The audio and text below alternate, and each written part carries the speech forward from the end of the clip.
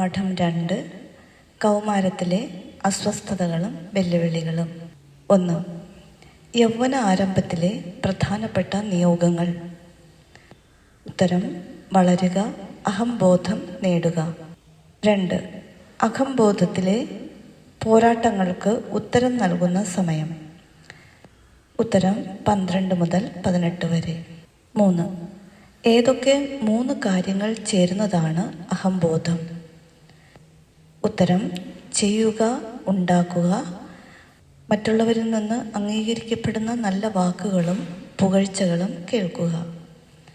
അതായത് doing, having, listening.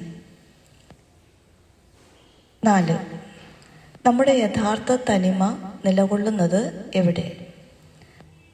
ഉത്തരം: പിതാവായ ദൈവത്തിൽ. 5.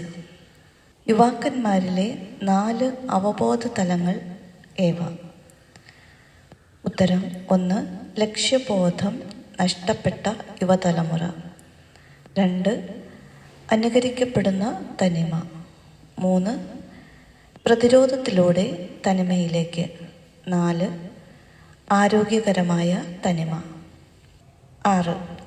കൗമാര കാലഘട്ടത്തിലെ അടിസ്ഥാനപരമായ മാറ്റങ്ങൾ.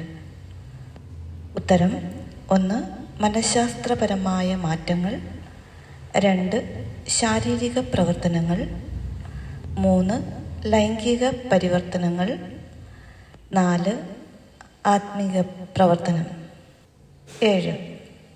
ആത്മീക വീക്ഷണം കൊണ്ട് അർത്ഥമാക്കുന്നത് എന്ത്?